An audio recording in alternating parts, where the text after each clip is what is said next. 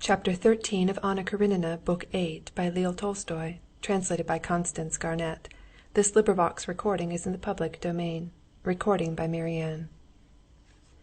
And Levin remembered a scene he had lately witnessed between Dolly and her children. The children, left to themselves, had begun cooking raspberries over the candles, and squirting milk into each other's mouths with a syringe.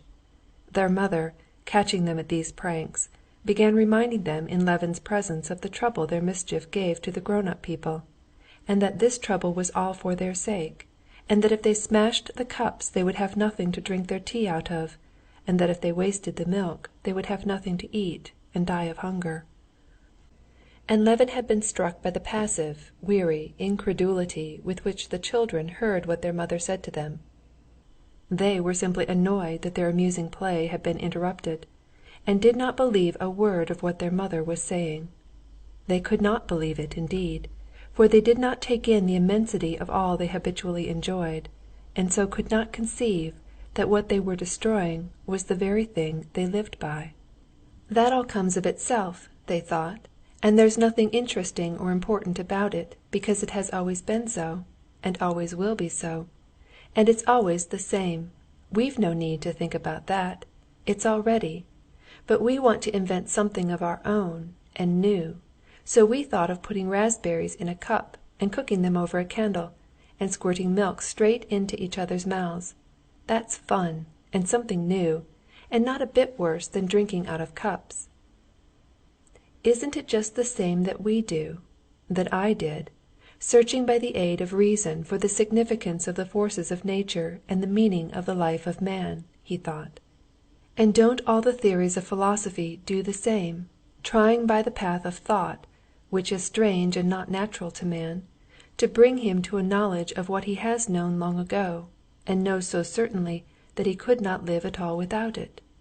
Isn't it distinctly to be seen in the development of each philosopher's theory, that he knows what is the chief significance of life beforehand, just as positively as the peasant Fyodor, and not a bit more clearly than he, and is simply trying by a dubious intellectual path to come back to what everyone knows? Now then, leave the children to themselves to get things alone and make their crockery, get the milk from the cows, and so on. Would they be naughty then? Why, they'd die of hunger. Well, then, leave us with our passions and thoughts, without any idea of the one God, of the Creator, or without any idea of what is right, without any idea of moral evil. Just try and build up anything without those ideas.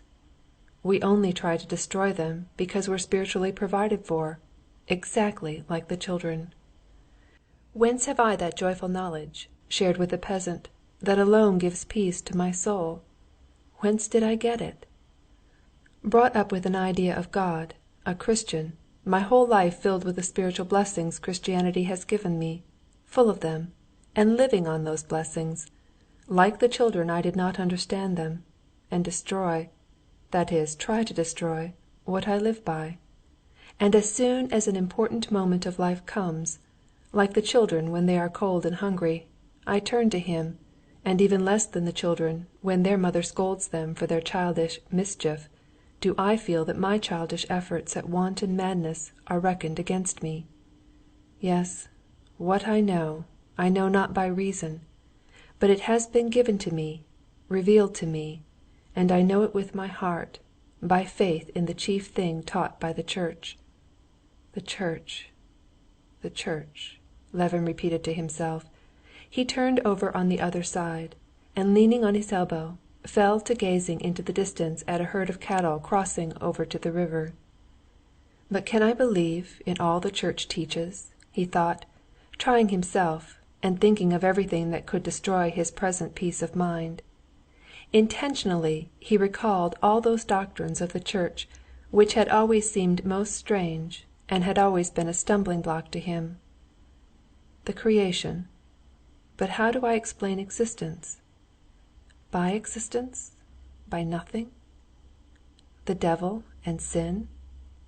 But how do I explain evil? The atonement? But I know nothing, nothing, and I can know nothing, but what has been told to me and all men." And it seemed to him that there was not a single article of faith of the Church which could destroy the chief thing, faith in God, in goodness, as the one goal of man's destiny. Under every article of faith of the Church could be put the faith in the service of truth instead of one's desires. And each doctrine did not simply leave that faith unshaken. Each doctrine seemed essential to complete that great miracle, continually manifest upon earth, that made it possible for each man and millions of different sorts of men, wise men and imbeciles, old men and children, all men, peasants, Lvov, Kitty, beggars and kings, to understand perfectly the same one thing, and to build up thereby that life of the soul which alone is worth living, and which alone is precious to us. Lying on his back, he gazed up now into the high, cloudless sky. Do I not know that that is infinite space, and that it is not a round arch? But, however I screw up my eyes and strain my sight, I cannot see it round and not bounded.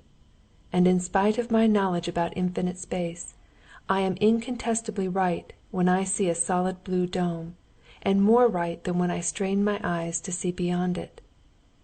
Levin ceased thinking, and only, as it were, listened to mysterious voices that seemed talking joyfully and earnestly within him. "Can this be faith?" he thought, afraid to believe in his happiness. "My God, I thank Thee," he said, gulping down his sobs, and with both hands brushing away the tears that filled his eyes. Chapter 14.